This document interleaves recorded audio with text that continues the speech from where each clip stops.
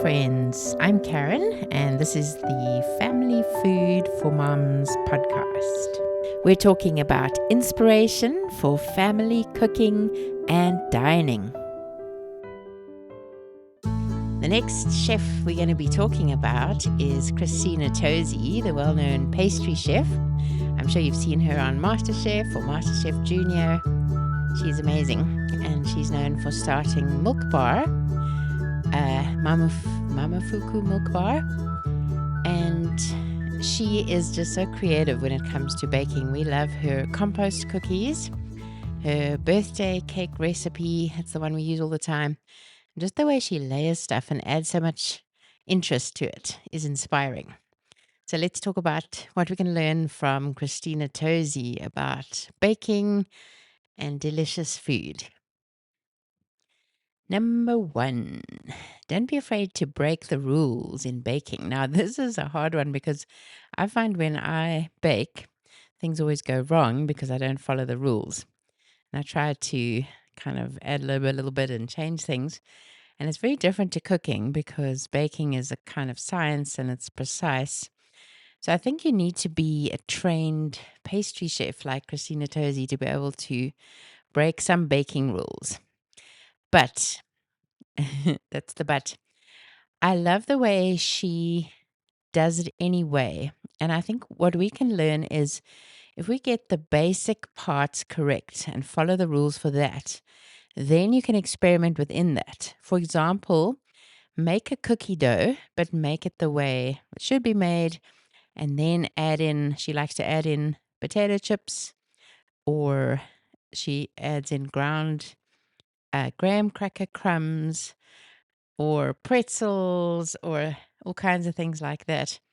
So that makes it incredibly interesting and tasty, but it still works as cookies because it's got the basic cookie dough. Or her cereal milk.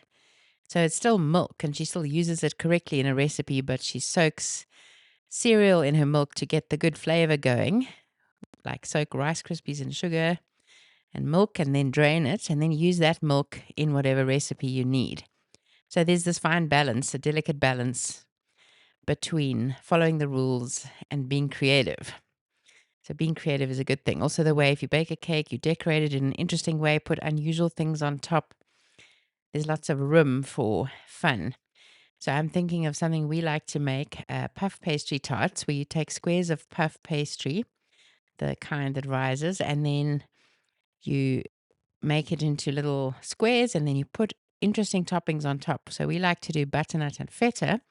You could do all kinds of interesting things. You could do bacon, you could do zucchini, you could do marshmallows with chocolate chips. You could just go wild and think outside the box.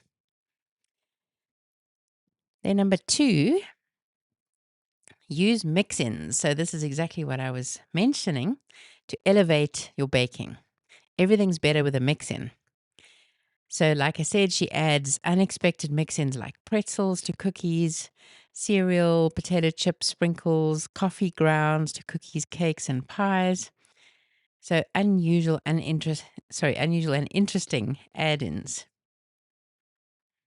So we could really be creative in whatever we're making. If you're thinking of something that you'd like to use for a party, try to think of an unusual topping, an unusual filling, or an unusual way that you can flavor the milk or the cream or whatever you're going to be using before you bake with it. Number 3, use your extras or your leftovers or your so-called waste in creative ways. So cake scraps have potential.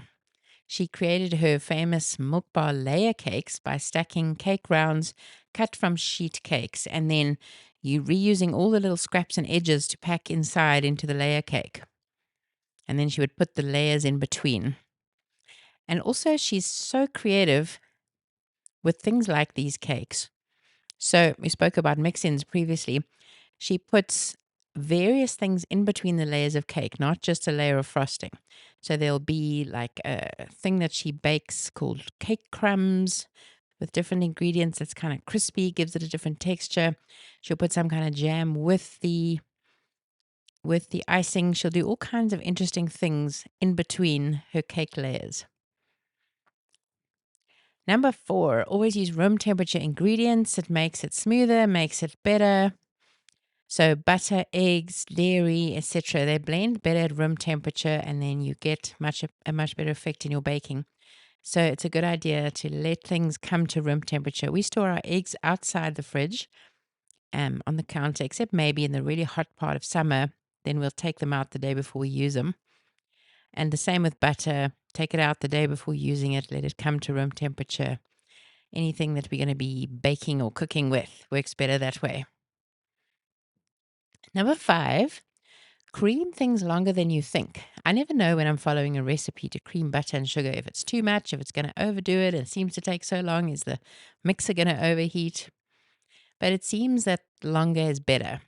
So she recommends creaming your butter and sugar for 7 to 10 minutes.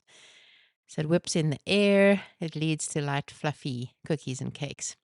So don't feel like you're going too long. It's probably better longer than not. Then when you're making cookies, underbake them slightly. Makes them soft and chewy as opposed to crispy. Cookie continues to bake after it comes out the oven.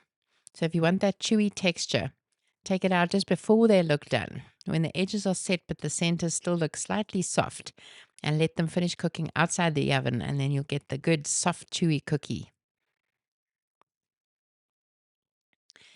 Then unlike ingredients, this is number 7, which work better at room temperature, dough bakes better when it's cold, especially cookies. So chill your dough after baking it. So you rest your cookie dough in the fridge overnight. You can roll the balls, put it in the fridge for an hour or two, and then bake them. You can do what I've seen. I'm sure you've seen the trick where you roll your cookie dough into a long tube and wrap it in baking paper. And then when you want to bake a cookie, you slice one out off the end and put it in the oven from almost frozen. So this really helps with the structure of the cookie, so it doesn't go flat. It makes it into a deeper cookie, and it's also got better, richer flavor. It prevents it from spreading too much when you chill your dough. Number 8, balance is key. This would be different to balance in cooking. Here we'd have sweet versus salty, crunchy versus creamy, chewy versus crispy. Sometimes you can use both, and that really enhances the recipe. So when creating a new recipe, consider the texture, the flavor balance. Add a sprinkle of salt or crunchy elements to cut through smoothness. So if you're like me, not really a baker, you're not going to be creating new baking recipes, but we can edit them. I like to add salt to a few different recipes like cheesecake. Gives it some more flavor, or you can do a salted caramel sauce, or like Christina Tosi's cake where she does the buttercream and then the crunchy cake. What does she call them? Cake crumbles.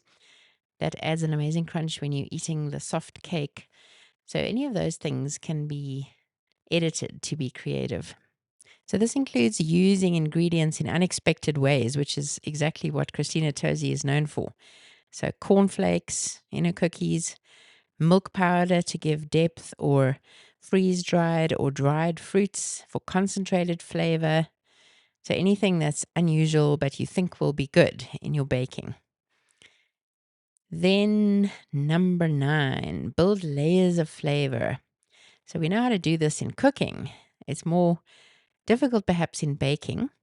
But again, what Christina Tosi does is make something delicious and then enhance it. So she'll make a birthday cake, and then she'll use a cake soak.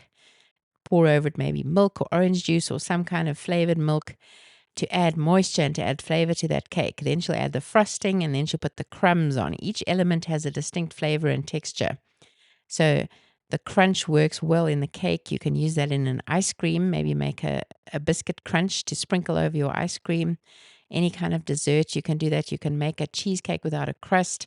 And then for your crumble, you can blend together some biscuits, some salt, and some butter, and make a crumble, and that you sprinkle over the rest of the cheesecake.